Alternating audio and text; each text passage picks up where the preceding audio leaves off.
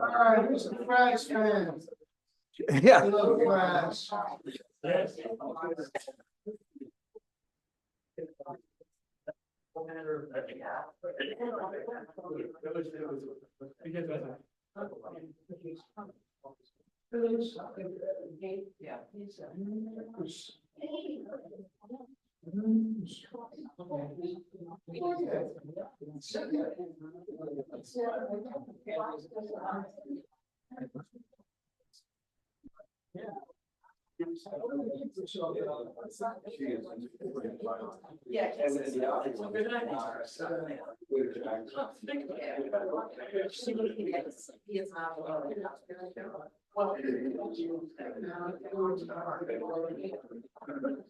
Are you ready? Okay.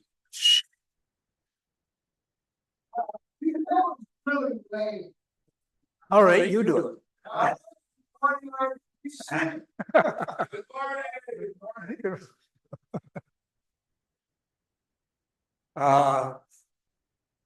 Sue tells me our speaker has not yet arrived, so we're going to have a very long business section.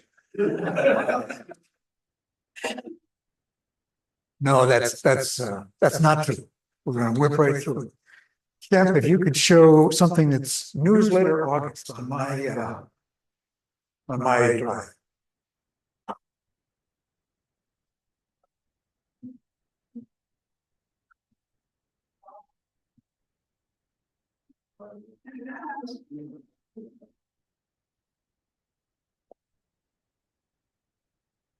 There we go. Thanks to everybody who took part in the July newsletter extravaganza of your favorite photographs. I think there were 17 responses with paragraphs and descriptions and so forth. It was great. People seemed to like it. And so much so, you know what? We're going to do it again in August. So, if you did take part and you want to send in your second favorite photograph, great, please do so. And if you did not take part in the first time, send in your favorite photograph. I just asked for a few sentences or paragraph about why it's your favorite, what you did, and so forth. And I'm going to ask to have these in by, what is today, the 8th? Probably by the middle of next week. That ought to give you time. And send stuff in, because we can expand the newsletter. We're not printing, so we can just keep adding pages. And I look forward to another great exhibit of your work. It was a lot of fun putting it together. Oops. I got one more thing. Ken's busy.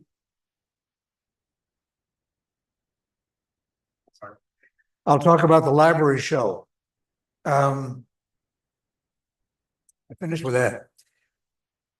The deadline for participating members to submit the number and approximate sizes of their framed images is September 7th.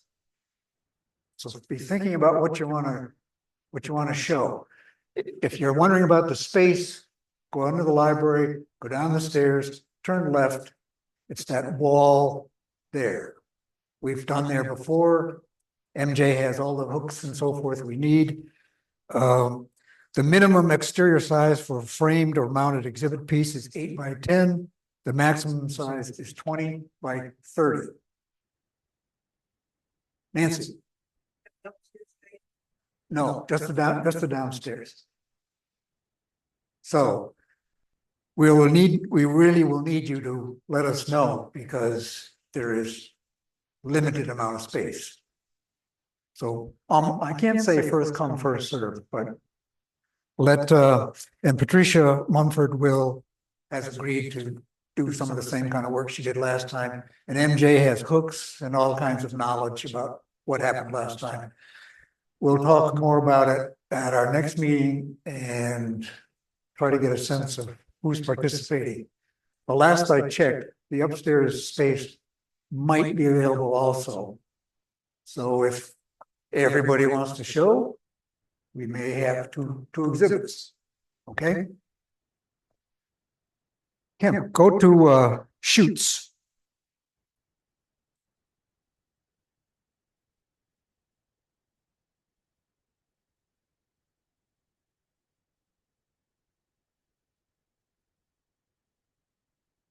If you haven't been, there are two exhibits you need to take your camera to.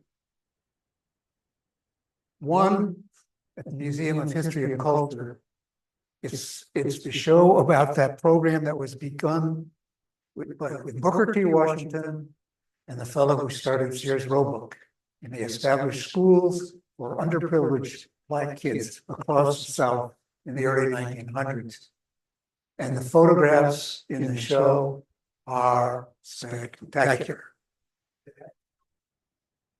I don't think it just opened, but a month ago.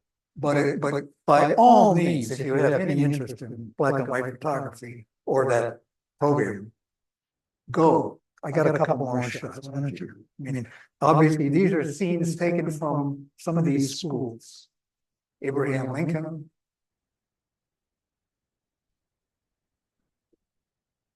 And there's a map there that shows how many of these places are still in existence. Not as active schools, but they're in existence. And there's the map. You can get a sense of if you're really in the mood for going out and taking some interesting historical shots, it might be worth looking into. The other exhibit that you have to go see, if you haven't been to, and if you haven't, shame on you, the Samurai at the VMFA, just an incredible exhibit. Great helmets, great outfits.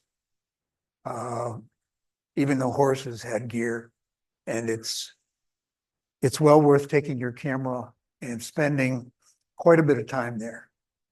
It's a fantastic show. So those are my two get out and shoot, and they're both inside. So you okay. I think that's it for the business. Sue, are you ready? Okay.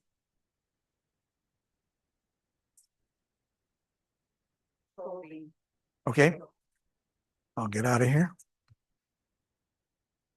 We are delighted to have Sarah Kennel with us today. She's a curator of photography at VMFA, and I know her schedule is very tight. So without further ado, here's Sarah. All right. Thank you. Hi, everyone. Thanks so much for allowing me to come to one of your meetings and tell you a little bit about what I'm doing at VMFA. Just a bit of background on me. I came to the VMFA almost 3 years ago. It'll be 3 years in September. Okay, sure. I'll just keep talking. I am my official title is the Aaron Siskin Curator of Photography and Director of the Razor Center for Works on Paper. I haven't yet figured out the acronym to make it shorter, so I just say I'm the photo curator. But my job really is to oversee the photo program, which, the museum has been it's collected photographs since it opened in 1936, but in a very intermittent fashion, obviously with a lot more velocity in the last 15 years. So I'm overseeing really building the collection, but also in my role as overseeing the Razor Center for Works on Paper as part of the museum's expansion. We're building a whole other wing. We will be building significant photography galleries, long overdue, about 5,000 square feet of dedicated photography galleries. And along with that, a whole center for photo storage, works on paper storage, and a really nice publicly accessible study room. So if there are things from the collection that you would like to see that are not on view, you can make an appointment and come in, and we'll be able to show you those photographs. So we're also in the process of getting all of our works digitized. So you'll be able to search the collection. So let's say you're interested in Aaron Siskins or Walker Evans or Dorothea Lange. You can not only find them online, but you can make an appointment and come see them in person. So hopefully that's exciting to you. Yeah.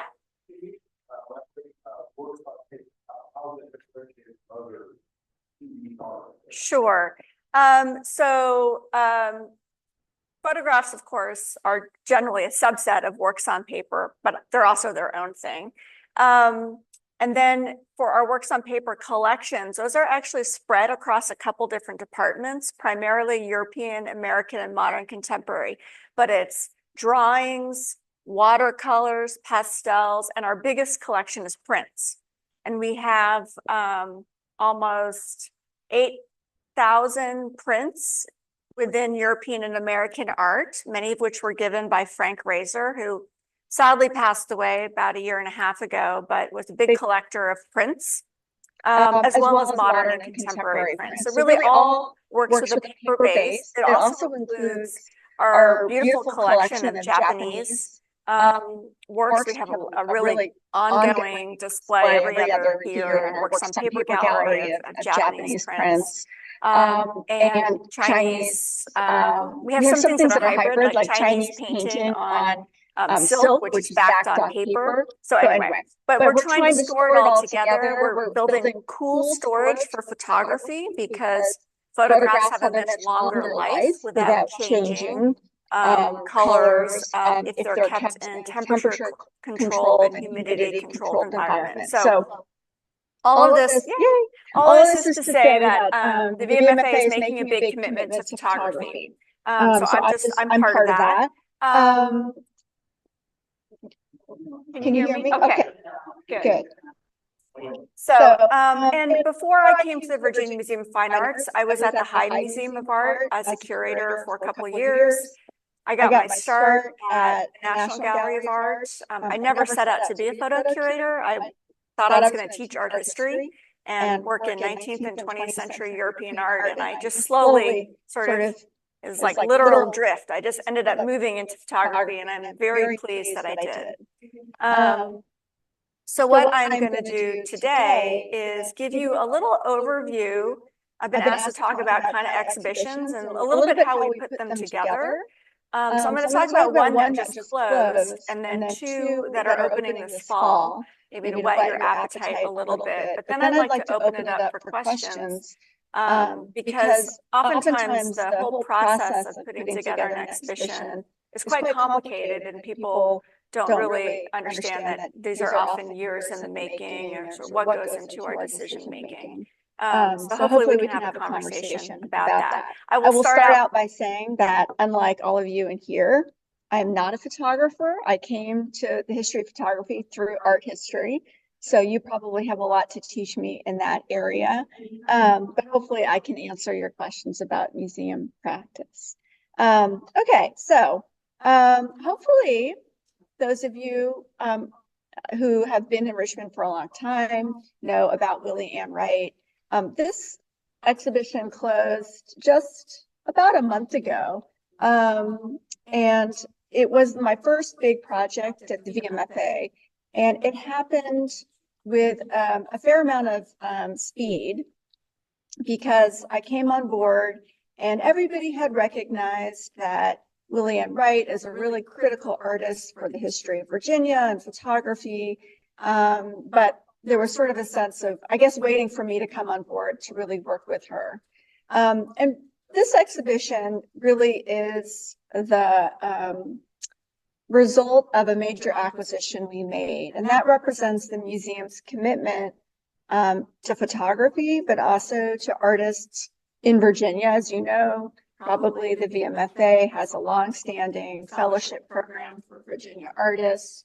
We're also beginning to collect the archives of important Virginia artists.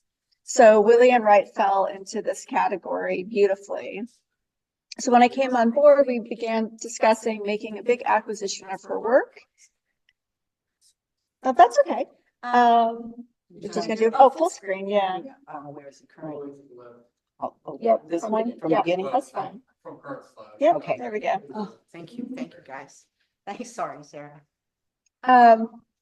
So we decided to make an acquisition and work with her, but also acquire her archives. And so Artist Archives, every archive is distinctive. It really depends on the artist.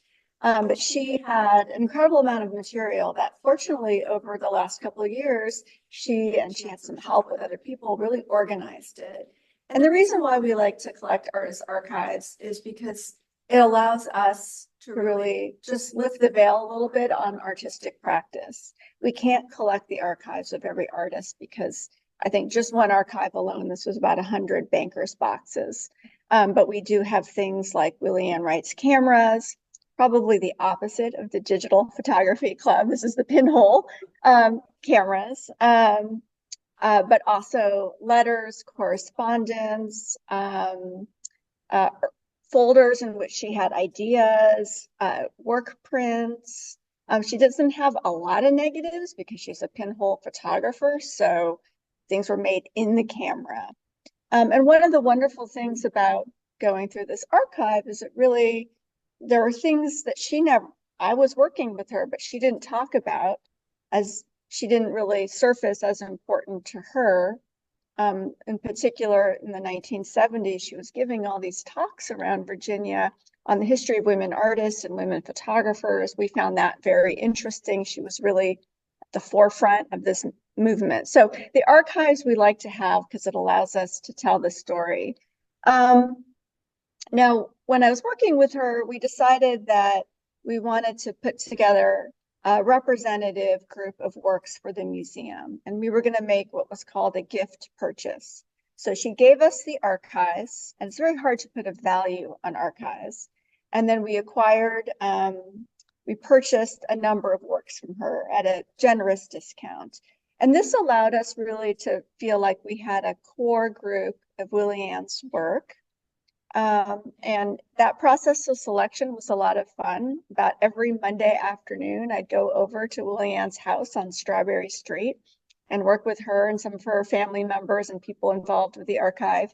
And I'd look through everything. So I think I saw almost everything.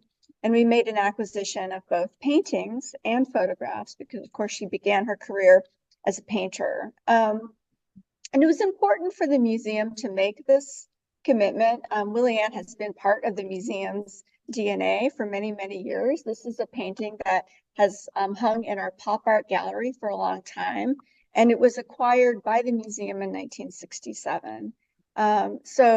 And in fact, she exhibited her first work at the museum in 1945 when she was a college student. There was an exhibition on the best work by area college students. So I think she's probably the artist who's had the longest span. Now, normally when we put together exhibitions, we usually plan them, especially if something has a book, 3 to 4 years out.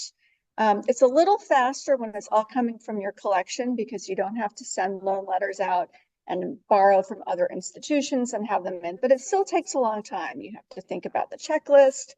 You have to get the works matted and framed, figure out how it's going to be designed, work with the designer, write labels, work with press and publicity. There's a whole range of jobs that are involved with putting together an exhibition. And in this case, we got the collection, took about 1.5 years to sort of go through the collection, make a proposal, get it approved by the board, bring the works in, several more months to get them cataloged and digitized. And we didn't actually know, I didn't know that we would have an exhibition. We had this opportunity, we have 2 major exhibition spaces. Those of you familiar with the VMFA, we got the big one that's downstairs where Samurai is now. And we've had a smaller one that's in the 1936 building. It's kind of in the back where Native American and African art are. That exhibition space is going away with our new renovation. And we thought it wouldn't be available, but because renovations tend to take longer and the start date got pushed back, my boss came to me and said, "We've got a slot. Can you do Willie Ann's show you know, this was in December. Can you do it in next October? And I said, you know, I think we can do it. I think we got 8 months. We can put together a show. You guys probably put your shows together in about 1 month. And then he came back a week later and he said, I also think there should be a book. And that was the part that really threw me. But we decided to forge ahead for many reasons. One, because this is going to be our last opportunity for a while to have that space. But also William Wright at that time was turning 99. And we decided we didn't want to make a 99-year-old artist wait an extraordinarily long time to have a retrospective. She just celebrated her 100th birthday. So I said, we're going to have another show of hers in 5 years. So she'll be around for that.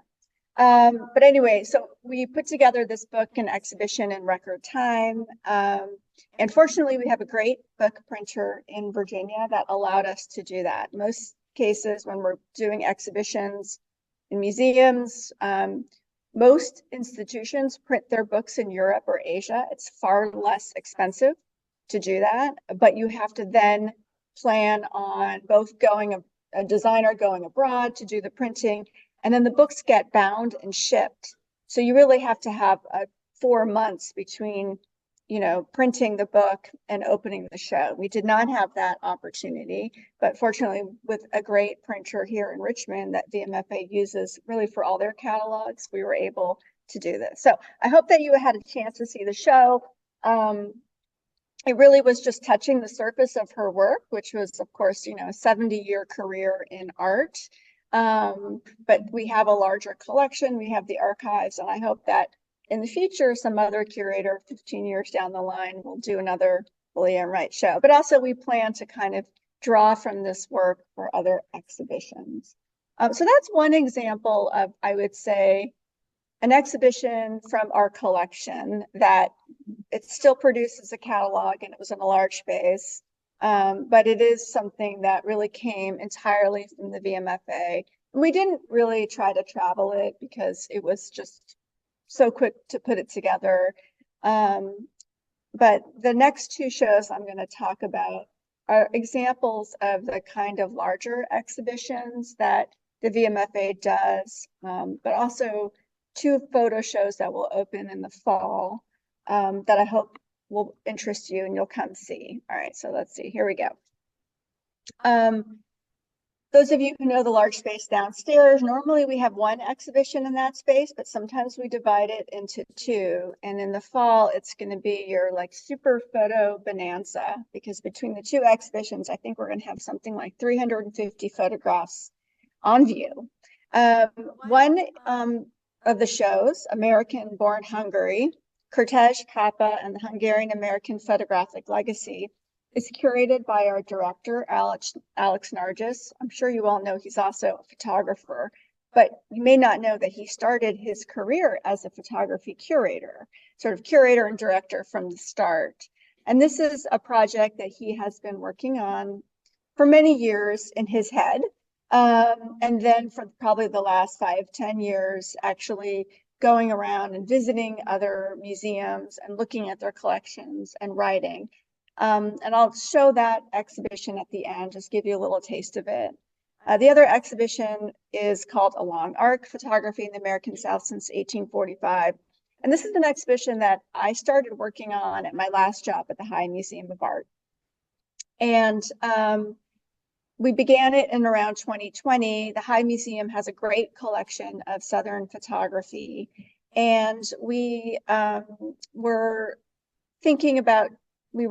about to do an anniversary show of something called the Picturing the South Commissions. So in 1996, the High Museum, in anticipation of the Olympics coming to Atlanta, decided to commission a couple contemporary artists to picture the South, and sort of gave them some money and said, you know, do something interesting. And part of it was the idea that all these people would be coming to Atlanta, and the museum wanted to show, you know, not the stereotyped Old South, but what is the South through the lens of contemporary artists. And the artists they chose, actually, Alex Webb, Sally Mann, and Dawood Bey. So they made some pretty good choices. That commissioning initiative has continued in an intermittent fashion. So 2021 was the 25th anniversary. So my colleague, Greg Harris, who is the associate curator there and is now the senior curator of photography there, Greg and I began working on that anniversary show, bringing all those projects together. And we decided we would do a small show to go along with it that was the longer history, you know, up to 1996. But it was just going to be a small show drawn from the collection. And as things sometimes do, it snowballed, in part because we were talking to the book publisher Aperture about doing a catalog in the Picturing the South show. And what they really wanted was they wanted a big history of Southern photography. And at first, I really hesitated to take on something like that because these big survey histories, you know, it's hard to know, you know, what to do. You run the risk of kind of doing the greatest hits, right? But you're not really doing anything new. Or there's a lot of, well, why this and not that? And there's many, many different ways of telling the same story, of course. But we forged ahead anyway. And then the pandemic hit. And that meant that a lot of the travel that we had planned to do to look through all of these collections was limited. And it also meant that we had some budgetary constraints. And those two conditions, which seemed like limits, actually ended up being, I think, really positive for the exhibition. What it forced us, or encouraged us, I should say, to do was really to dig deep into the collections we had, and to work with our partner institutions, which at a certain point I knew I was coming here. So we became a partner institution at VMFA. And we had a colleague at the Addison Museum in Andover, which is sort of got the biggest photography collection you've never heard of. I think they have about 20,000 photographs in their collection, an extraordinary collection of photography. And they were interested in doing the show as well, because they're a museum of American art. And for the last couple of years, their theme has been, what is America through American art? And so this exhibition fit well within that. So this show is about 170 years of photography, with the sort of question of what happens to the history of American photography if we put the South at the center rather than at the margins of that story. What we had noted was that throughout the history of photography, work made in the South came into prominence in intermittent fashion: Civil War, civil rights, maybe now, but it had never really been this kind of focus. We also, though, felt that if you focus on the photography made in the South in this long sweep of history, you began to see certain themes emerge, themes that we identified and kind of focused on that we feel have a lot of relevance for today, and sort of questioning, you know, who we are as a country, and also looking at really important practice in American history. And those themes are sort of race and the long history of slavery and Jim Crow, place, labor, and then the environment, and then family. So those were sort of some of the generative themes or through lines throughout the exhibition. So putting together a show like this, we did borrow work from other institutions, but we didn't borrow as widely as we thought we would. And so as a result, it really does rely on a couple collections deeply. And it was fun to discover things in our own collection that we didn't know were made in the South. I mean, one of the other sort of sub-stories of this is we sort of, there are certain photographers or practices we identify very much in the South, but others, I didn't know that Henri Cartier-Bresson photographed in Richmond in the 1960s, for example. So we made a lot of discoveries ourselves. The exhibition begins with looking at photographic practice, not starting with the Civil War, which is where most people think of kind of the beginning of photography in America, or at least in the South, but in the sort of period before. And we look at photography here. These are two wonderful daguerreotypes, really as a way that people negotiated identity and culture and in particular, channeled sort of racial identity at a moment where this was deeply contested in the South. And so I think about the fact that these two incredibly beautifully dressed, self-possessed men having their portraits made at Pratt's studio, which was on Main Street in Richmond, about a block from where enslaved people were sold. And sort of the tensions within just that very fact, but also the use of photography here in a way to express what Frederick Douglass saw as the possibility of photography as a way to change people's minds and to project your own identity into the world. This exhibition also gave us the opportunity to acquire a few works or show off works that we recently acquired, including the daguerreotype on the left of a man who was a real Richmond eccentric. He worked at a bookstore and he collected rare fowl. And you can see he's got this kind of mishmash of fancy dress and Native American dress and his maybe stuffed birds with him. So we also kind of get a little bit of sense of how photography allowed people to kind of play.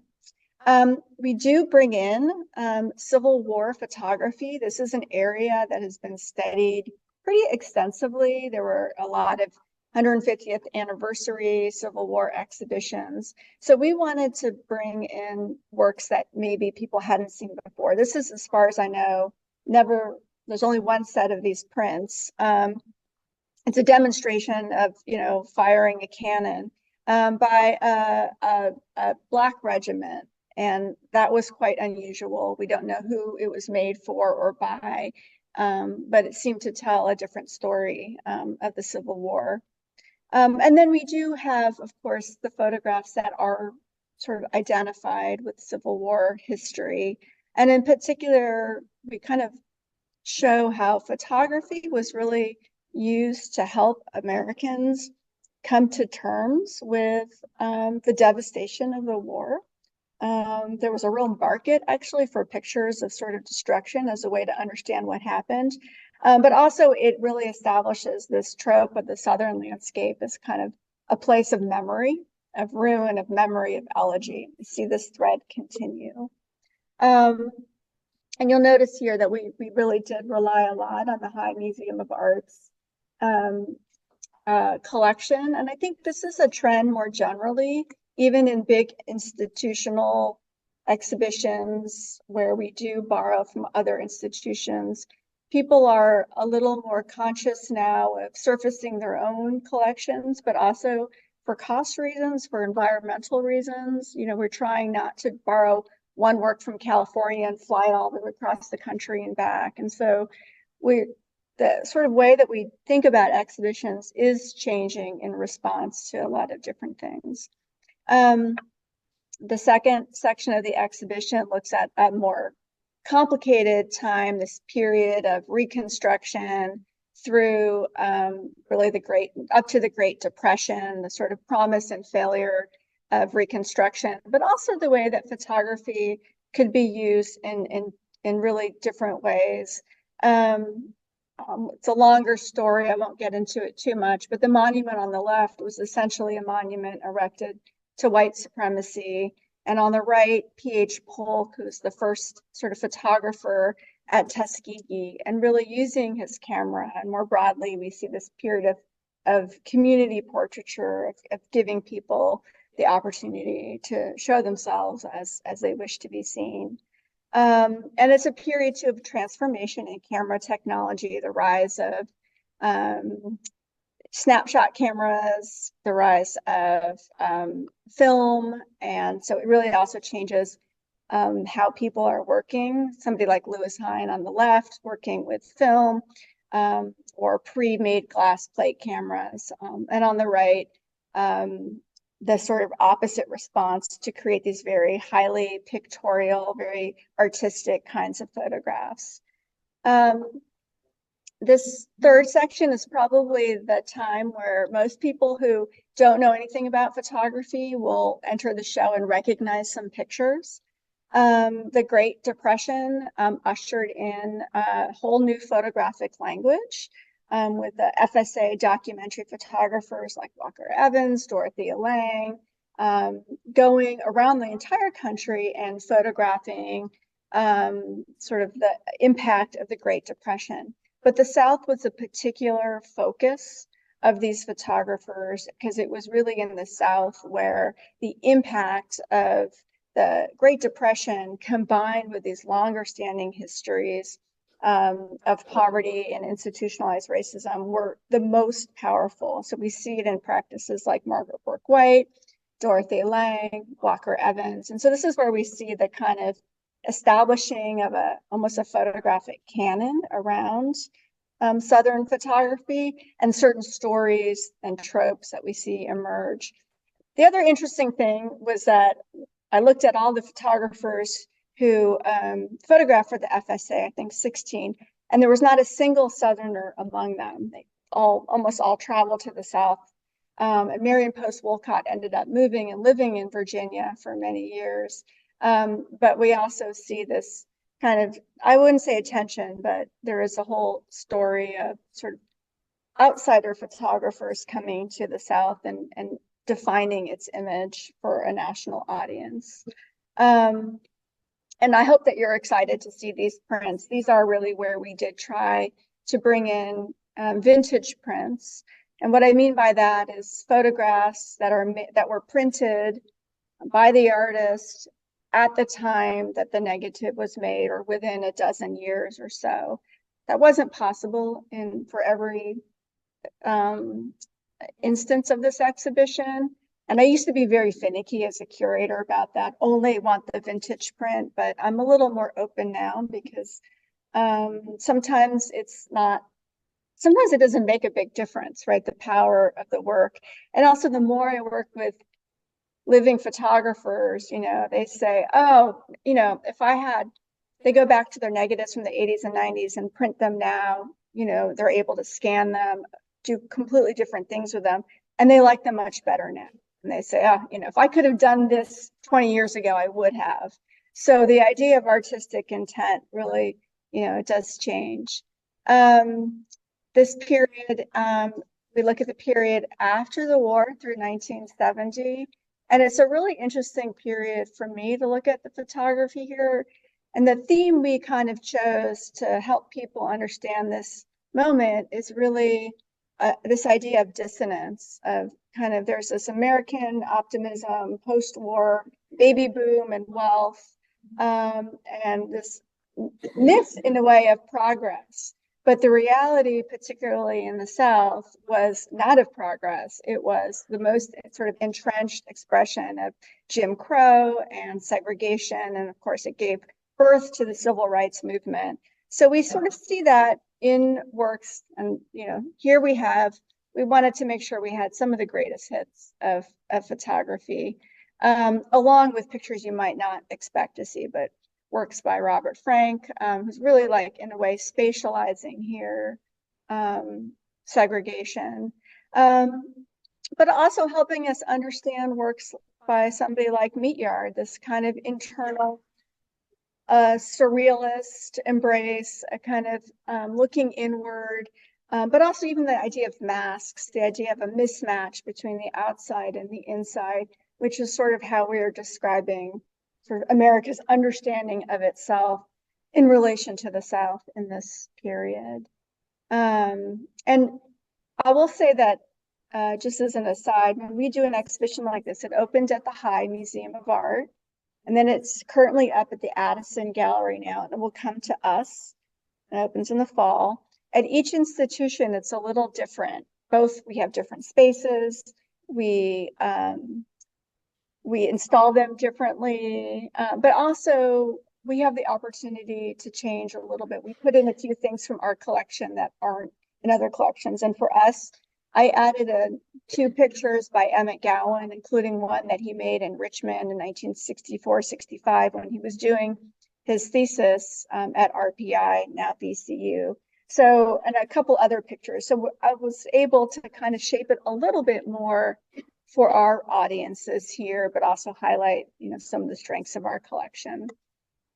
This next section is kind of a breakout section in the sense that both physically how it's installed in the galleries, but also it crosses time periods, right? It crosses the period before up through the 60s, but we wanted to have a specific focus on civil rights and show people that that there's a real photographic language that we associate with civil rights, and it really did happen in the South. This is really where it took hold. This is the penultimate section, which is looking at this period from the 1970s to the 2000s. It's the end of the civil rights turmoil and a period where a lot of people and a lot of scholars of Southern history are kind of trying to come to terms with new histories of the South, looking at, non-canonical stories, really challenging, the whole sort of Confederate mythologies. And we see a kind of parallel to that within photographic practice, but also a return to kind of portraiture and family, sort of looking more granularly at community, so community practice. And of course, the other thing at this moment is the rise of color photography. And we think of that as a national phenomenon, but it really found its expression very much in the South, people like Eggleston and Kristen Berry. So we sort of tell that story of Southern photography. Also here, Joel Sternfeld working a little bit later. And just as an aside, we're going to have a couple panels throughout the run of the exhibition there's a number of living artists in the exhibition. And on December 13th, one of the artists, Wendy Ewald, will be in conversation along with a couple other artists. So we're going to have the opportunity to bring in a number of working photographers to talk about this exhibition.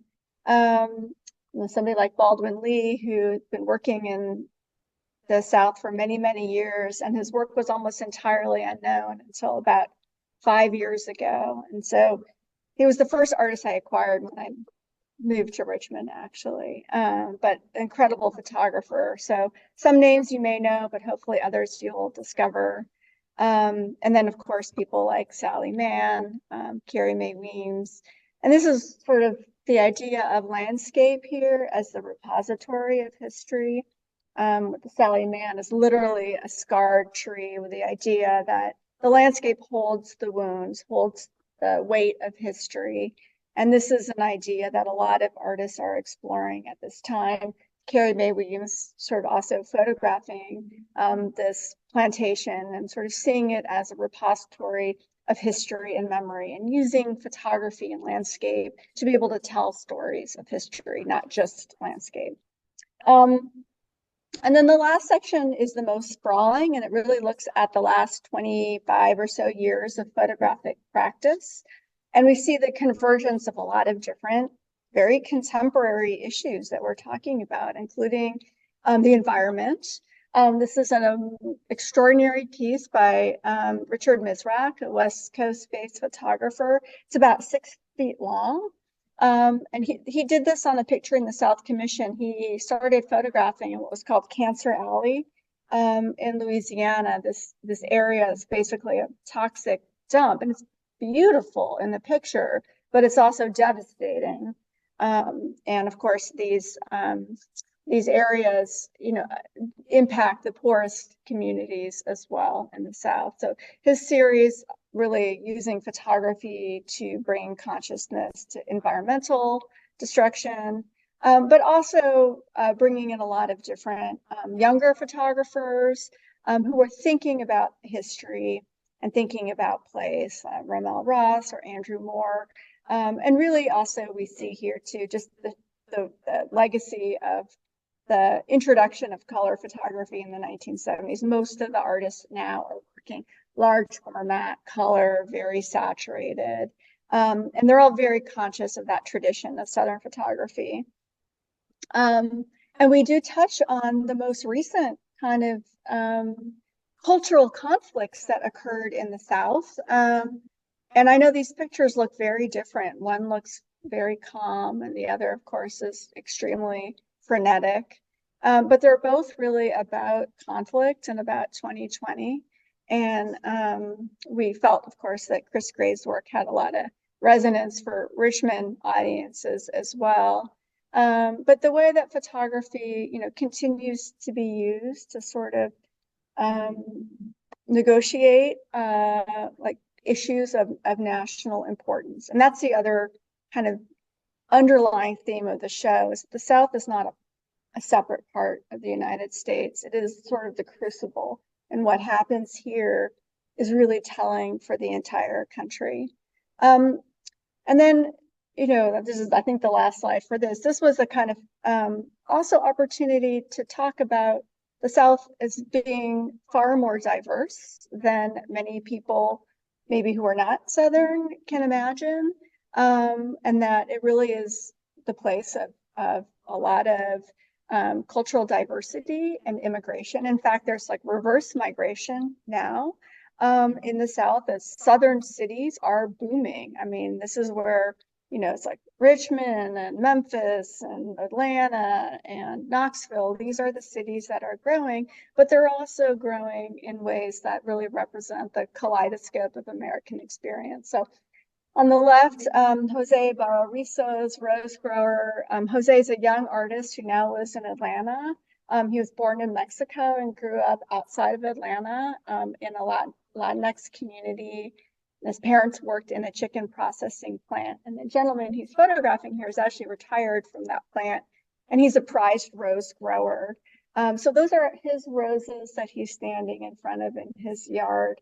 But Rizzo is also kind of challenging our expectations around ethnicity and labor and class. It's also just a really beautiful picture. And on the right, a little bit more humorous, Tommy Ka is a Chinese Vietnamese American who grew up in right outside of Memphis. So grew up with sort of the shadow of Elvis around him. And he did this project originally photographing Elvis impersonators or tribute artists, as he calls them, and then started making photographs of himself as a cutout in these different places. And so there he is dressed in the guise of Elvis, kind of humorously kind of calling attention to what our ideas around, American masculinity might be. I'm going to just maybe, I don't know what time it is. So yeah, I'm going to give you just a very brief overview of Alex's show, just so you can kind of see what's in it. I've also been working on that, so I can answer questions. And then I'll open this up for any questions you might have. This is a catalog. There's my my movie ad, but I'm really pleased that the show so far has gotten a lot of great press. I'm hoping that the Washington Post holds off and doesn't review it until it gets here, because we've got only one more shot at big review. But it was really gratifying to get this kind of national attention, particularly for a photo exhibition and a photo exhibition in the South. But I think a lot of people really recognize that the stories it's telling is beyond photography, it's beyond the South, it's kind of a larger story. American Born Hungry, we've had to work very hard to figure out the graphic identity of the two shows so that they're linked but different, because they're going to be sharing a space. How it works now is you can go downstairs, you start with a long arc, and if you want to leave and go get a cup of coffee, which I recommend because it's a big show, then you can go back through American Born Hungry, but you can do it either way. We're trying not to force people to have to do one show and then the other without stopping, because it's a lot. This exhibition is currently up in Budapest. It opened there, which is unusual, but they had this slot. Then it will come here. And then after a bit of a break, it will go to the Eastman House in Rochester, which is actually where Alex grew up, and also, of course, has one of the great photo museums.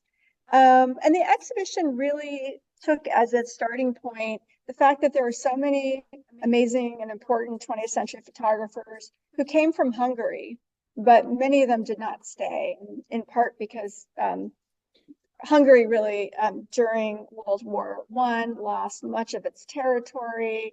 It underwent a number of rapid governmental transformations. It was a very anti-Semitic society, and many of these photographers were Jewish and had to leave. Many of them first went to Europe, and then with the rise of Nazism and World War II, many of them came to the United States.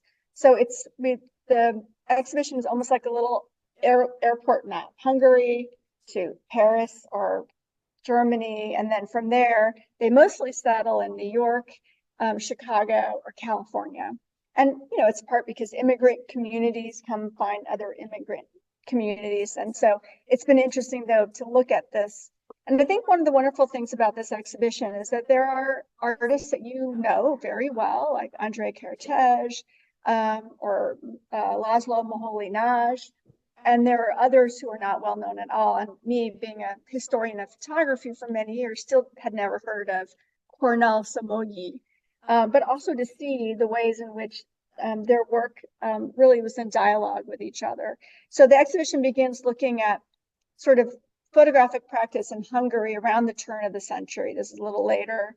And then the first group who go to the Bauhaus or work in Germany. So Laszlo Moholy-Nagy or Kepes, and you really see here modernism in photography.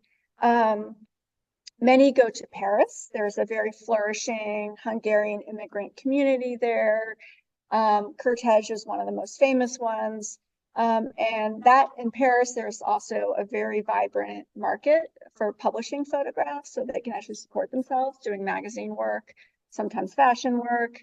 There's a section on photojournalism because a number of really important photojournalists were Hungarian. Robert Capa, his name was Erno Friedman, and he invented the name Robert Capa. And then his younger brother, Cornel Capa, sort of took on that name. So the pictures, iconic pictures, the only pictures we really have of D-Day itself were made by Capa. But the exhibition also focuses on people, lesser known, like John Albach, who was a photographer who came to New York in the early 30s and spent his entire life as a tailor, working on the East Side and photographing, on the weekends and at night, and making really, beautiful work as well. So we see sort of the ones who got famous and others who really didn't. In Chicago, we see that sort of wave of experimental photographers from the Bauhaus. They moved to Chicago under Moholy-Nagy to start what's called the Institute of Design. And that was a very important photography school that then taught people like Aaron Siskin and Harry Callahan. And so a whole kind of family tree of photographers really can be traced back to Chicago, but in a way it can be traced back to Hungary. That's what Alex would say. And then Hollywood becomes an incredible draw for photographers. I didn't know this, but the founder of Paramount Pictures and Fox Pictures were both Hungarian. There were a number of Hungarian cinematographers. Michael Curtis was originally Kertész. And so the Hungarians in Hollywood, of course, bring with them many other photographers. They set up fashion studios. And then, there's Hungarians really do transform fashion photography, particularly this guy, Martin Munkacsy, until he started making fashion photographs. Most fashion photography was indoors, very staged, very elegant, inside a studio with columns and beautiful lighting. And he had his models outside running around, striding on the street. And so now so much of what we think of as fashion photography can be traced back to him. So I hope that you're excited for those two exhibitions that are going to open in the fall, two very different ones. I will say there's one picture that happens to be in both exhibitions, which we did not know about. But there's a photographer named Marion Palfy, who began photographing for a project in the South, and she made a picture in Georgia in 1951, and it was in a long arc. And totally unbeknownst to me, Alex had also selected that picture from another collection for his show. So there's one. We figure it might be the Where's Waldo? Can you spot the one picture that's in both? But anyway, so I've spoken long enough without letting you speak. So I just thought I would open it up for any questions about either these shows or what we do or how we select things or anything like that. Mm-hmm. Along the latter, Richmond Digital Photography, in the era of digital photography where we no longer, or certainly in the future, will not have access to negatives, for example, for archival purposes, and who's dealing with prints that unless they're cared for very, very much, as you alluded to, cool conditions, dark conditions, and so forth, will fade over time. What has that meant to, curators and archivists, this era of digital photography, in terms of going forward and having access to, the media for future exhibits in the. Yeah, I mean, it's something we talk about. On the one hand, there are more pictures being made every day now than there, 20 years ago were made in a year. And yet their methods of circulation and their longevity are quite different. Most people don't print out their pictures. So I don't know what it means for the future. I do know that we all worry about electronic obsolescence. Like, I'm a big believer in paper, even though it fades and it can catch fire, that it's a record. We have paper records going back 2,000 years. Iris, maybe. So I do worry about what that's going to look like and how the curators of the future, if there are any, will interpret. I do think a lot of artists, sort of serious artists now, who make born digital work and make prints, do leave records. They make work prints, they make notations. The question is, do they make prints of the things that they don't think are good? All the accidents, the mistakes. We don't have contact sheets with, one circled anymore to understand somebody's thinking. The other thing I'll say is that I was speaking with a colleague of mine who's at the Center for Creative Photography, which is founded in part by Ansel Adams. The idea is really it was for many years to be the repository for artist archives. And she said, right now it's a deluge of people who want to place their things there, because you have a number of photographers now in their 7th, 8th, 9th decade with these giant archives. And she said it's going to be a deluge, and then it's going to be a drought, right? So we don't know. I do encourage people to print things out. I mean, I do think paper lasts a long time in a box in hopefully good conditions. That's why we're building cool storage. I say that, but most of the pictures of my kids just exist on my phone. So, yeah. Sarah, that's great information you've given us today. What is your opinion on artificial intelligence being used in the arts, photography? I mean, it's such an explosion.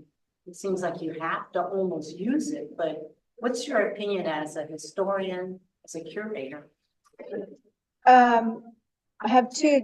I mean, as a citizen, I'm extremely nervous about it.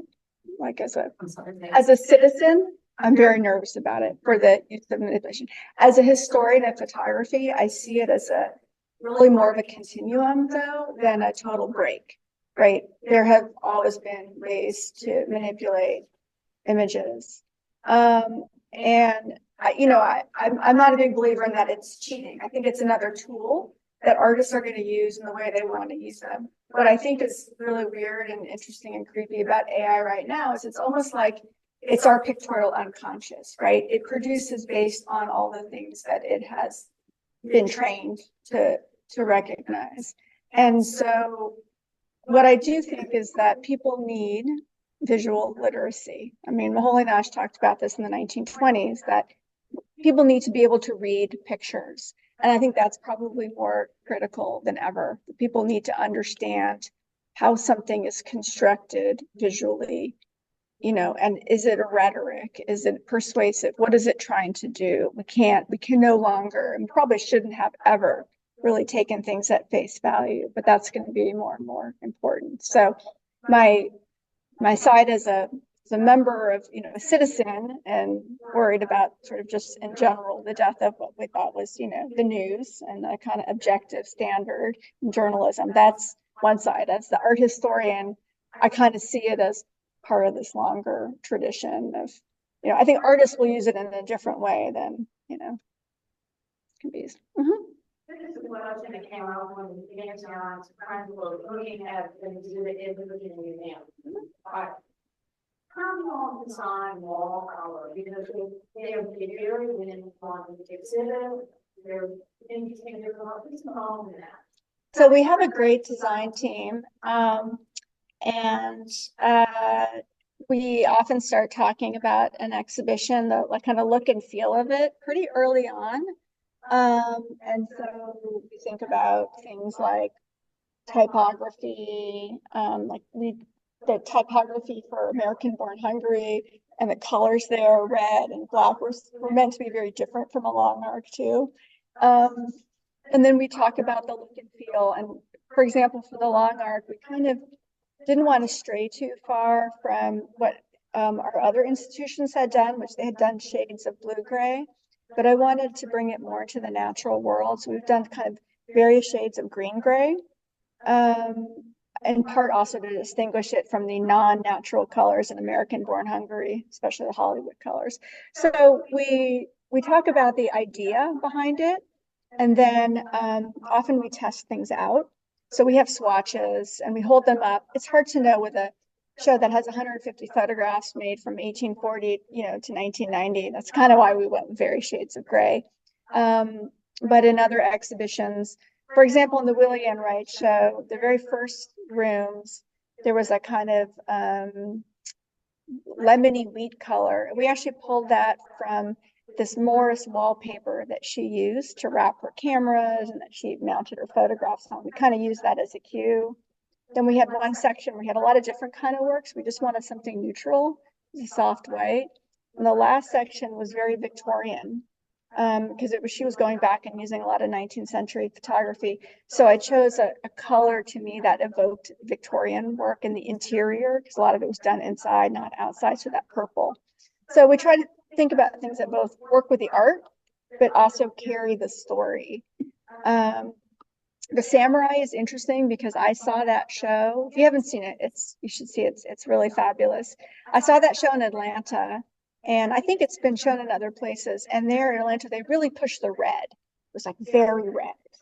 And that was kind of the typical color used. And our designers decided to do something different. They pulled the darker blue from a lot of the pieces in the work itself. And they wanted the costumes or the armor really to shine and not compete with the red. And also there's sometimes a kind of over easy association of like certain cultures or places with a certain color. And they wanted to break that, not have it be red and black is, this. So but there's a lot of discussion around wall color. Mm-hmm. I just wanted to say that would be exhibition. That was really beautiful. I can't take any credit for that. That was a commission that had been initiated by my colleague in modern and contemporary art, Valerie Cassell Oliver, several years ago. And it was really amazing to see that come to life in Richmond. And the other thing, there's the photographs, but also the film and the sound. All of that was made in Richmond. He had done another film, the one that was in color and was related to the Prince in Louisiana. And that was sort of produced in New York. And it was kind of all these different places. And what I really love about the Richmond pictures in that film was all done here. Local dance company, choreographer, cinematographer, sound mixer. So it really feels like it was born of a place. Mm-hmm. Aaron Siskin, what's your best guess as to when we might see an exhibit based on that new, that collection? So it will be either the first or second show that opens our new photography galleries. And when that happens, I hear May of 2028. So and the question is just sort of the timing. There's two shows that I would like to happen in that first year that the galleries will be open. And we're probably going to have shows up for about 6 months. We can't leave photo shows up for very long because of light sensitivity, but 6 to 9 months for a few of them. One will be an Aaron Siskin exhibition from our very large collection. And the other, I would really like to do a show on our photography collection. We have so many things, not only things that we've acquired recently, we got a gift last year of 1,000 photographs with amazing things in it, but things that we've had in the collection for 30 years that have never been shown or maybe been shown once in our photo hallway. And I think people will be really surprised and hopefully intrigued by, the strength of our collection. So look out for it. A couple years though. Yeah. Any other questions? Well, thank you. You've been such a wonderful audience.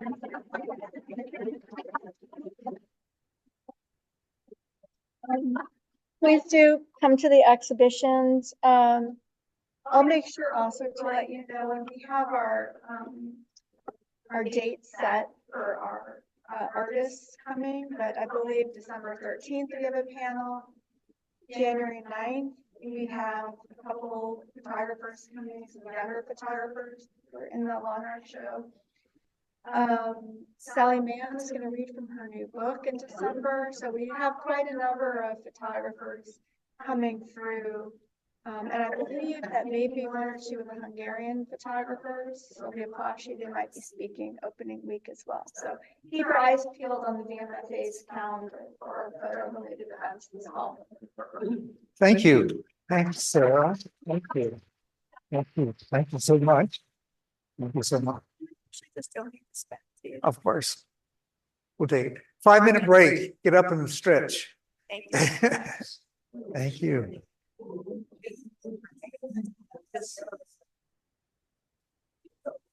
Thank you. How are you?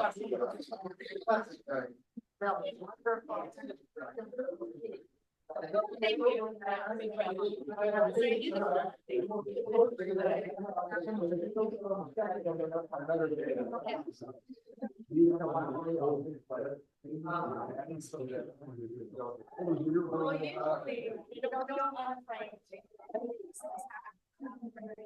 When we do talk about it,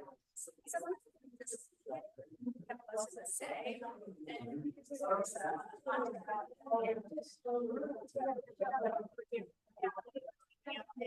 Oh, yeah. Yeah.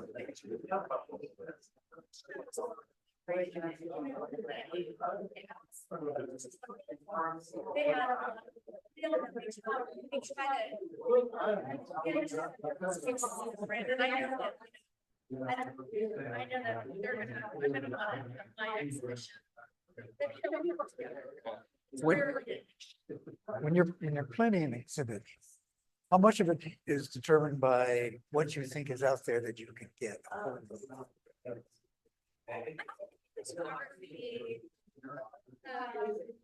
Less so That's- than it may be an impressionist photo, Okay. where it's, it's hard to ask somebody for their rent, it's against probably asked you. Yeah. 10 times more house there.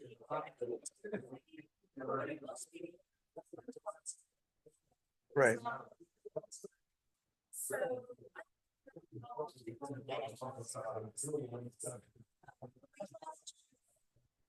Our ideal is.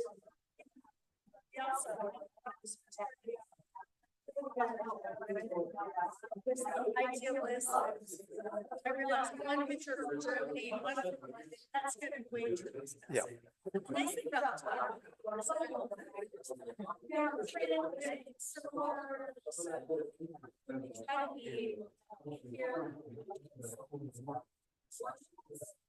But it is an interesting point as it become a digital world. How much is just going to disappear? I love, yeah.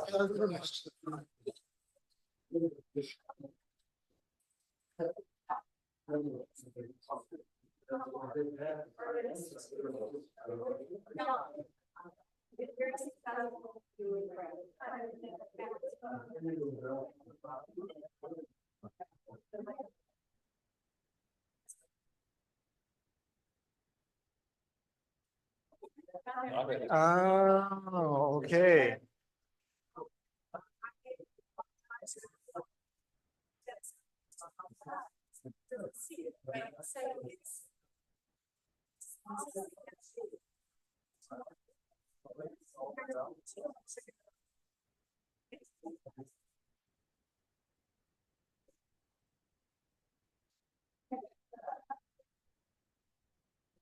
And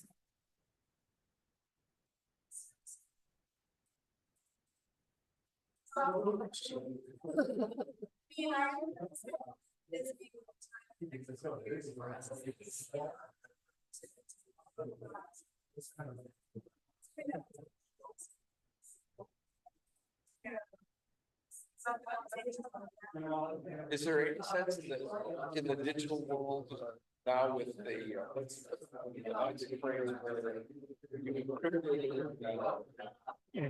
yeah, that NFT things that you have to be acquired. Digital rights, your own print, so that you actually.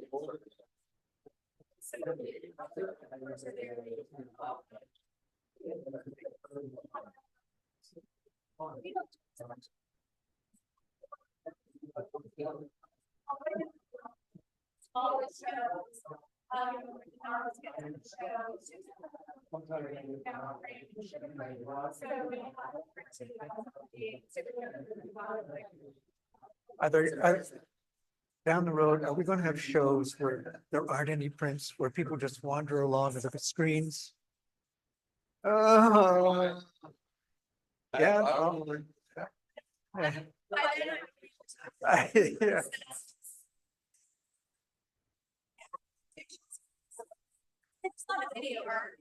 Yeah, I know, but it's just not the same. Do you have a lot of photo share stuff? Quite a bit, I think. I don't know how much is on it. Okay, yeah, I guess we better get going. Ed, could you yell out that we want to resume? Ah, I know, it's a tough job, but somebody has. I know, it's very feeble, very pathetic.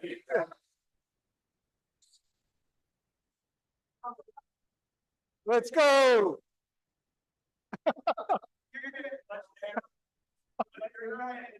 No, I know. I just. That's right. You just can't go beyond that.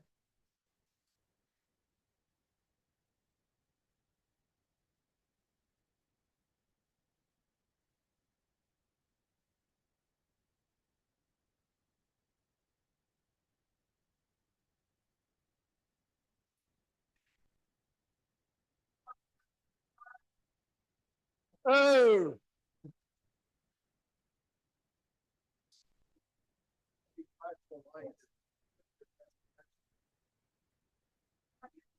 Okay.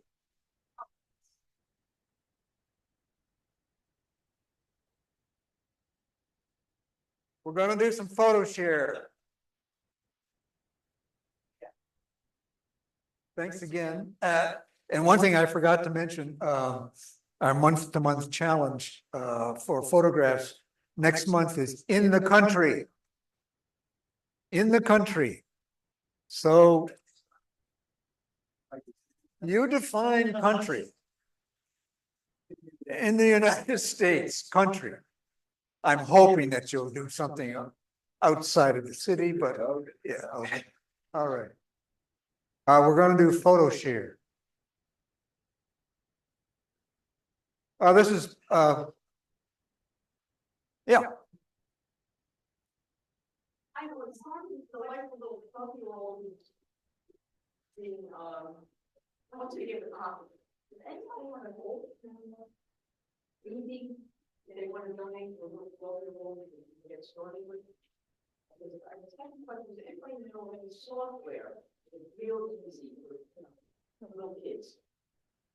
There's a little bit of phone. I mean, you must do the little thing. This is one thing, a little kind of thing takes off.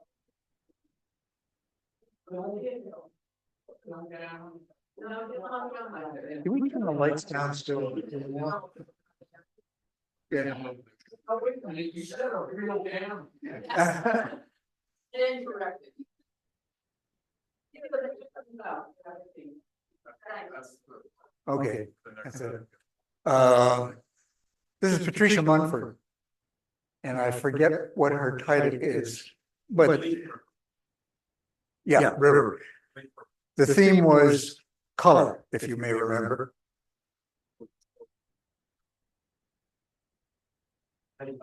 Take 5. And red umbrellas. Obvious.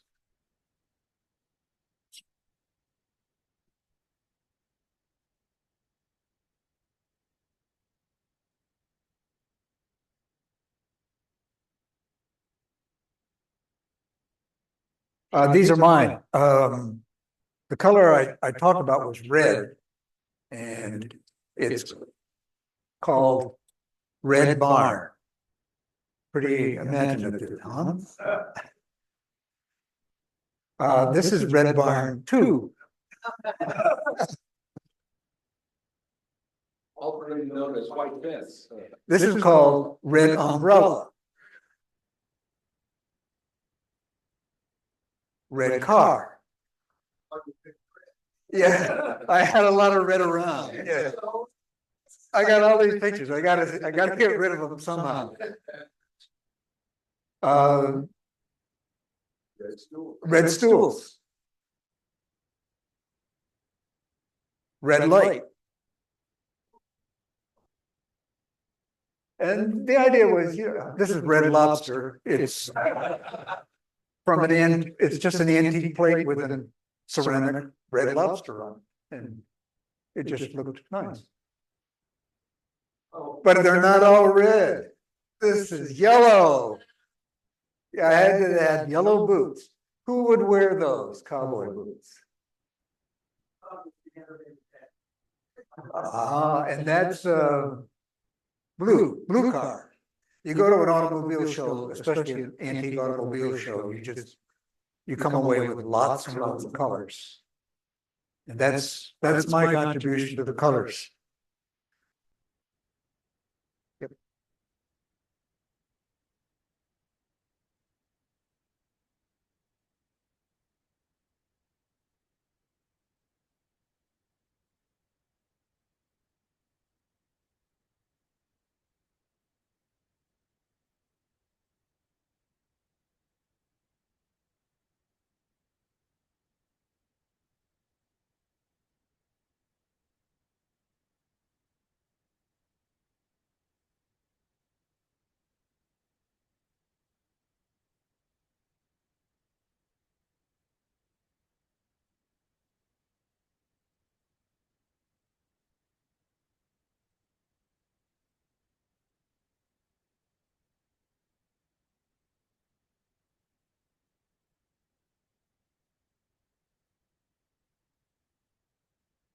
Yep. Wrong file. Under.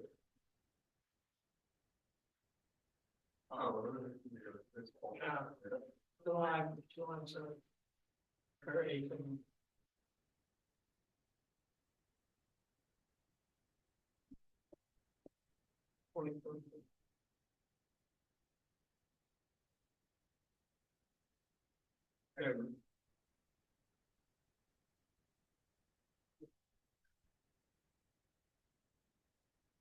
Well, this is mine, and these are obviously the wheels of a locomotive that I saw in Frankfurt, Germany.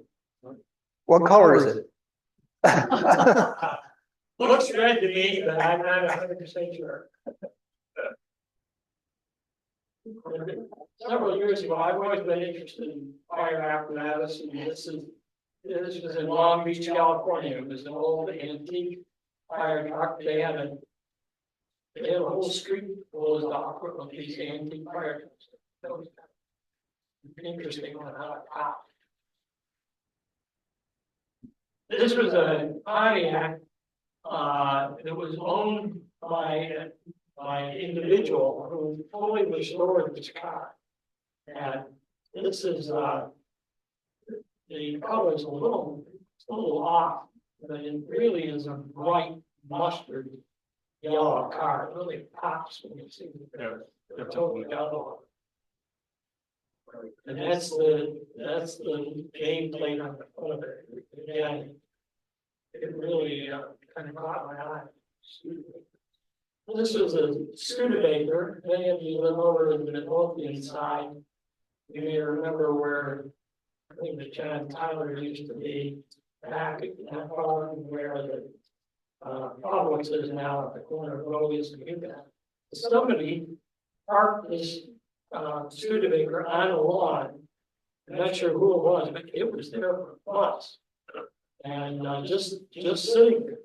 And then one day it was married.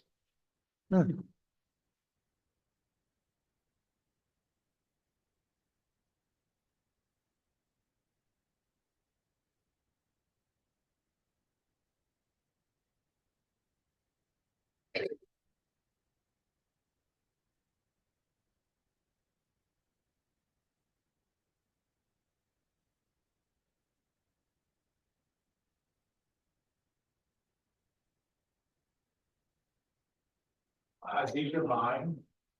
That's a lily from my yard. It broke off, so I took it inside and took pictures of it. Then I took a drive up into Shenandoah. It was a beautiful day, and poppy white clouds, just great scenery. So I stopped at, I think, 25 different places just to shoot the scenery. That's a Mormon, I think it's Mormon Lake, overlook. Another cool overlook on the western side. A couple of women sitting on a rooftop asked me to take their picture, so I did, and then I asked if they minded if I took their picture for myself. That was a cool shot. And just, the clouds were great that day, so it really made it look good. That is a hibiscus. Very close up with the end on it. And this is a close up of a coneflower. It had rained the night before, so it was all wet, and the a lot of little droplets there. I really like in the detail. Then we took my grandson on a rose-colored grandparents trip up to Wallach Island in Chincoteague, and we had a bus tour one day going out looking for the wild horses, and we saw some ibis along the side there. We didn't see the wild horses; they were pretty far off, but we were able to see them. That was good. And they went on a boat in order to teach the kids about the bay and bring some things up off the bottom with a net, and this was a sea urchin that they pulled out. So they had a good time with that, looking at all the things that they pulled up from the net. So that was a pretty good trip. And this was a beach up in what was the name of the town? Greenbackville. It used to be like a really major oyster capital. And it got fished out, but the beach is all oyster shells. And they were using nets to search for things in the water, and some cool stuff out. It was a really nice day. This is a tallow lily from my yard. Nicest time of year when it's hot, you bring things indoors and photograph them. And this is kind of a patch of ornamental onions. And they're really cool when they're opening up. And I really like the way they look when they're kind of a slow motion explosion.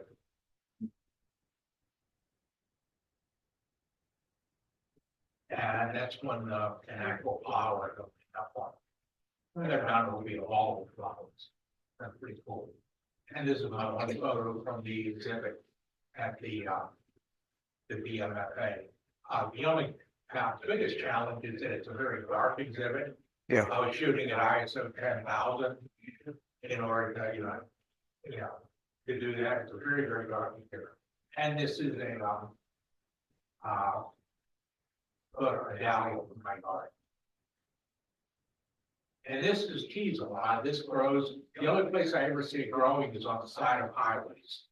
So I stopped and I picked some of them one day and brought them home to take a photograph. So, and this is a dragonfly out of the Louis Cathedral.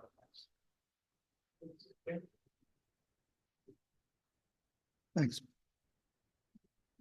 Yeah, as Tom said, the samurai show is dark. But the stuff I took with my iPhone and it seemed to come out pretty well. But it's a challenge, but if you haven't been there, you gotta go to the show. You see, these are fine. Contrary to what I usually do, I actually follow along with it. I don't know. I went around the color wheel. 6 are abstract, and 6 are more conventional. It's red, orange, yellow, green. You can see these, and blue, and there should be a purple one. And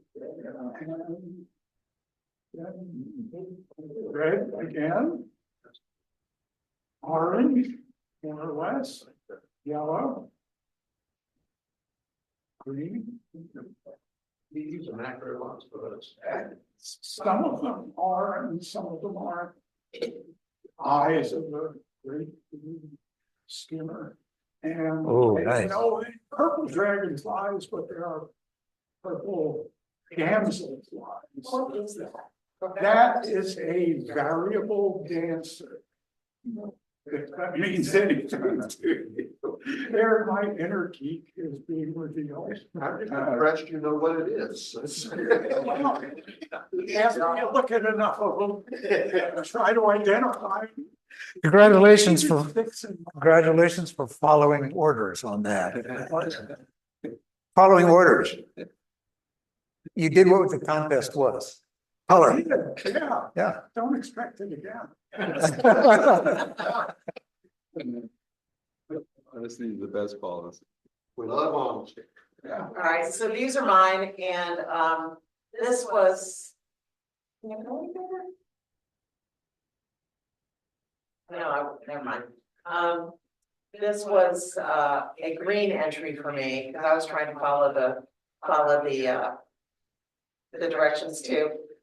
This was from a trip last week to northern Wisconsin. I was classifying this as green also.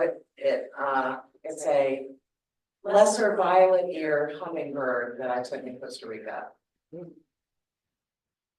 And this is pink, obviously, inspired by Tom Hennessy's ranunculus photos from earlier this year. I got some pink ones at Trader Joe's recently. And finally, white, because I kept seeing really gorgeous, oh Lord, magnolia trees this spring. So there you go. Was this tougher than you thought it would be? I mean, trying to restrict yourself to one color, accentuating one color? Those of you who actually did it? I did kind of scroll through a lot of pictures. Yeah. To find ones that were basically a color. Yeah. It's really hard to convert everything to black and white.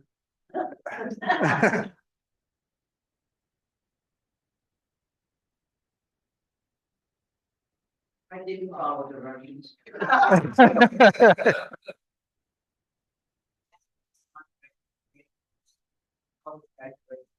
Your text is fabulous. That's the same picture, I kind of like it better. If the building was bluish. That's downtown Richmond. And downtown Richmond. Same building. Wow, I have no idea what kind of flower.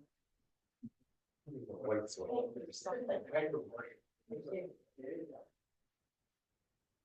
Wow, no idea. You're my kind of hot.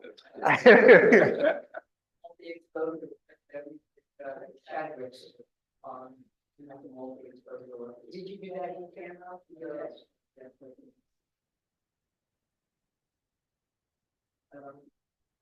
The conservatory, and I did a, ICM, and then the little curves on the bottom, I did that in post. The building itself is in camera, and then I just did the building on the sides in post. Didn't leave, didn't start, but it didn't do anything, and we just realized it. All right,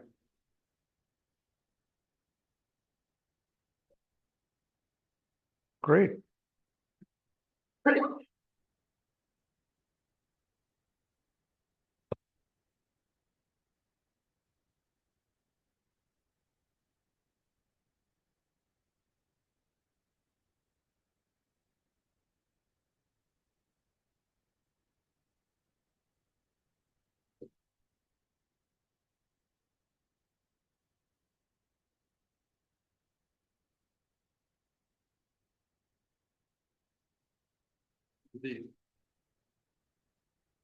Who is, that's the installation that was at the Louis Ginter. The name of which I totally blanked on. I have a photograph that was connected with that, but that's not one. Gosh, maybe it is.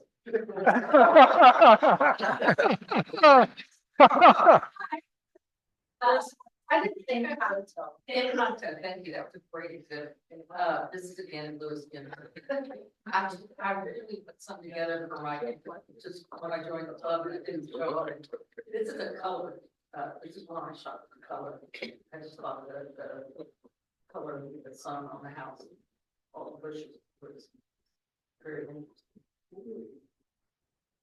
And that is the eclipse, which I shot handheld. I was quite shocked that it came out. that's handheld. Yeah. Congratulations. This is also the color I did. It was, I was sitting in my room doing something with my camera and I saw this on the doorway and I thought, wow.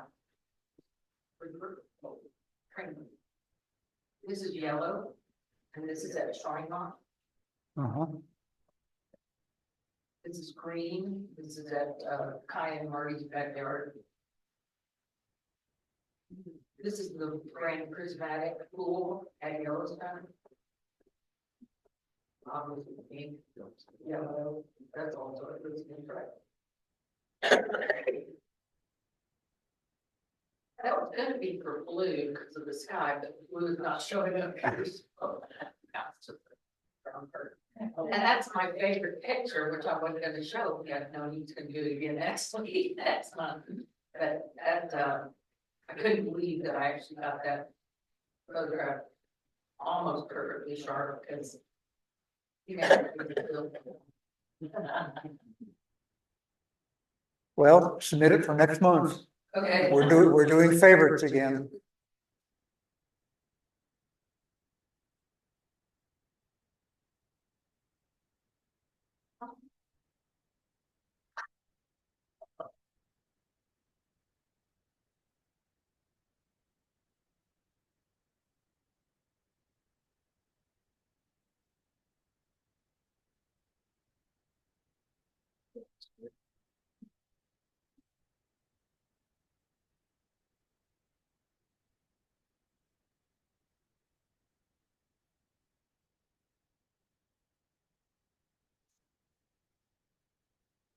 These are my photographs. This is a star magnolia. It's in our front yard.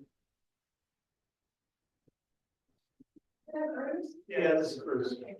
You're welcome. It's out of Pennsylvania County. It's a side of an old cabin, log cabin, like that was changed in. Also down in Pennsylvania County, a grave shot with hay bales. Also in our yard, obviously a rose. That's the leaf of an iris on my Oh, and that is a close-up of a hydrangea. Oh, That's a door. I was on a trip recently this year in Tuscany, and some of the doors are just unbelievable. That's one of them. And it's another brown, and that is a stairwell and a lamp. There, it's also in Tuscany. Hosta in again her backyard. Green hills at early in the day, next to the sun. And I finally got around to red. It's a maple tree, Japanese maple in the front yard. And that's an interior of a Chevy that was at the 2 Street Festival. And that was it. That's not mine. Barry. I decided to go with all red. And these 3 shots are at the Donovan Museum. Straw Hat. That's an exhibition, and I believe it was the Man Ray exhibition a couple of years ago. I like the shadows. Yeah. You are a shoot around. And I got a little distracted when the cheerleaders came and lined up on the baseline and started shaking their. Watch it, watch it, watch it. The pom-poms. And this is a vintage Ferrari, probably late 50s, early 60s. And that picture, to me, it's the white that my eye goes to first. Go back. And this is a Canon shot. My eye goes to the white. Yeah, it's contrast. Yeah. I like the 10 panning shots when I'm getting a little bored. My hit rate is pretty low, but this is one of the better ones. Subject is more or less in focus. Wheels are spinning and then on the blue background. Yeah. This is mine. And of course, I paint, lately, concentrate on different sports, the motion aspect, the activity. And this is at University of Richmond, and I like this one because, wait a minute, I was going to back up a minute. That's okay. That's U of R women's lacrosse team at a different, obviously a different day. That's U of R's lacrosse team at VCU playing VCU. And I try to get them when they're in a position where they might be able to score, or there's some high activity going on. That young woman has got the ball. She's trying to swivel it around and put it in the goal. They're frantically trying to stop it. Back to U of R again, and I got that one. This fellow, number 1, is actually in the motion of firing a shot at the goal. His whole body is leaning in that direction. That's why I like that. Ladies at U of R, lacrosse. They don't wear helmets, curiously. They didn't have on helmets, but they've got heavy duty. Well, one has a helmet, obviously the goalie, but they have heavy duty glasses. They're not as violent as the men. Yeah, well, I know, but something could, it always strikes me, something could go astray and somebody could really get hurt. I've seen a couple games where it's voluntary where they put on a helmet. Yeah. I would wear one. That's mine.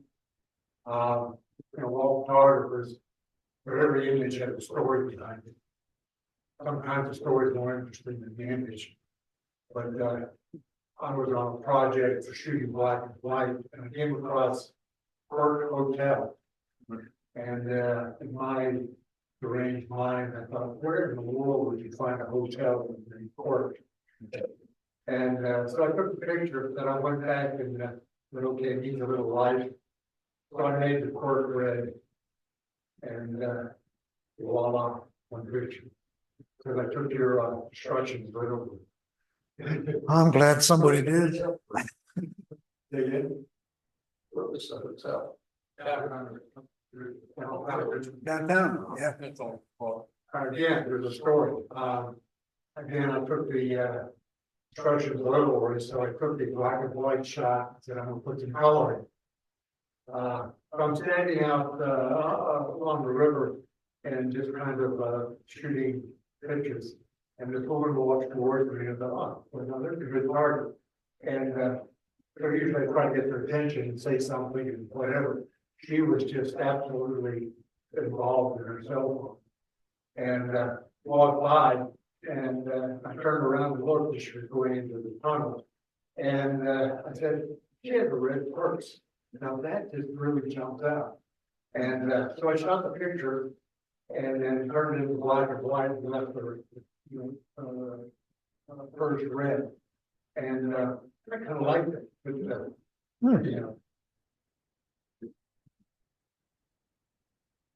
Yeah, that's live, and I did follow the correct. But it kind of the grass, all sorts of the and that's also like the all sorts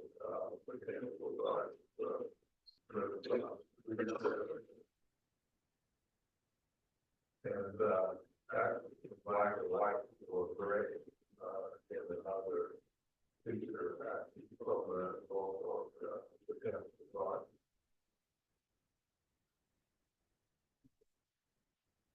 and the school boats that they have were at the Kennel park. This was Sunday. Well, on the day through the rest of the plan, people behind the costume book up for that.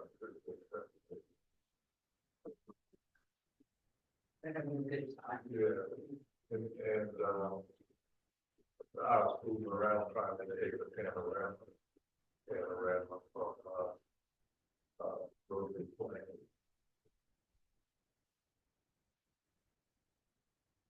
Now, this is mine. I stuck to red. This was a casual portrait I took years ago. Young man who was obviously quite proud of being a redhead. That is his color. This is just some architectural abstract stairwell and another stairwell. This one you might recognize from the Science Museum. Yeah, right. This is mine. I kind of stuck to a little bit maybe to the theme. This is actually I did a little playing around with some of the AI websites, and I don't know whether you know the car that I usually drive here is a Malibu, and I told it to do a 2013 Malibu in a parking lot with palm trees in the background. And it actually produced one. Which is, I was surprised at how well it did. Because I tried the same thing in Photoshop, nobody. And I also told it to do this, I have a pickup truck that looks like this. This is, again, an AI photograph of 2013 heavy-duty Chevrolet pickup. Which program did you use, Bill? I can't remember what the website was that I went to, because I've tried a few different ones, but I don't remember which one this was. So on your original account, when you did that, was it a blank slate or you just? I just went to this website and you can put in a screen, just a description, yeah. And told it to do a 2013 Chevrolet Silverado 2500 heavy duty. pickup truck and that's what it produced. Did it come up with different? The wheels are different. Selections for Well, you? no, it's, you could tell it to do 1 or 2 or 3 or whatever, and I told it to just produce 1. But it's pretty good. The wheels are not the same as mine, but. Richmond AI Photo Club. Now this is actual photograph. This was, How do we know?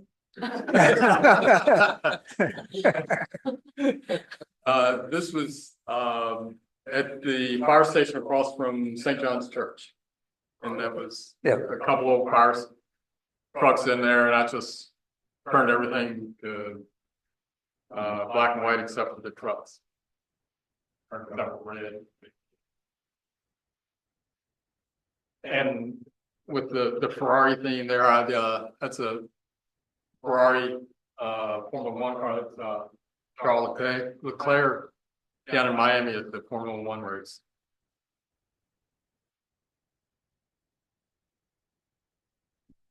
This is Lawrence. Peter, Yeah. I just want to say something about myself. Since I was very young, I always had a problem for each one. So when you want me to do the next likelihood, I will use. So I have trouble following instructions from my own lady, from my teacher, from whatever. So when this started taking place, actually it's July the 3rd. And Richmond Digital have a game with someone from these countries or some complex. And this over time play and lost big hub. Richmond Digital's game catch the ball. So the guess the team actually lost. Once this big hug happened, Richmond just the audience was really crazy. That's the first time I ever see anyone that really the dance and singing. So I know there's a big hug. And this one is a panel. I produce, I think that's at least a few years ago. When this time doing the editing, I come left side, where you see the first was the truth. I cut it. We then part as a free picture. And made it on my panel. The reason I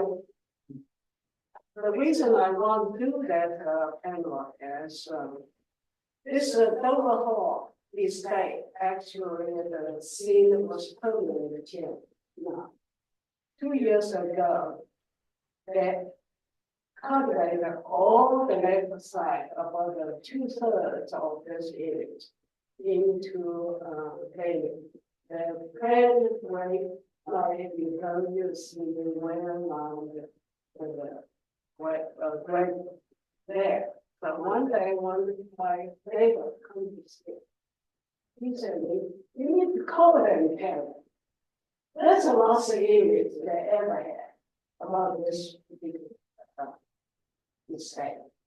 Inside is someone coming about 40 people. It's not there, it's into price people having events have a audience for it. Things. And same talk. U-Class, you can see that that's the regional people. Well, I don't think that's a red color. I cannot claim that's red. That's all I can do. I figure that if I do the sports photography, the only direction I will accept is what else. Quiet what they wear, what they want, what they see. That's what I got. And same, just about before between this image and the previous image, it's about less than 2 minutes. I was literally closer on the monster game, I keep thinking that's my monster chance. Again, I think, you know, just get there. Where are we staying? Do you get a special pass to get? Yes, we got the credential that are approved. I have two choices. One is in the previous room, which I love, or that we was a trip. And the other choice is a level, the field. With the field that I can move any place as long as you know that we feel it. Right. Don't forget to pick up your memory stick before you leave. That's it. Okay, wait,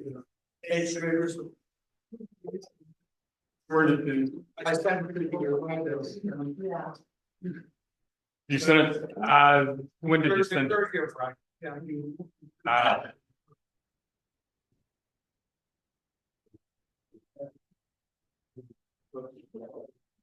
wait a second, have we got one more?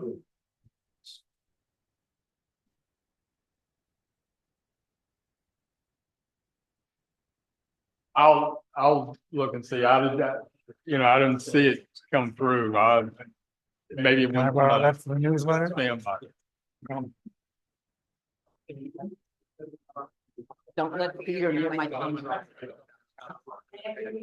Yeah, okay, yeah, yeah, okay. I need your thumb back too, come on.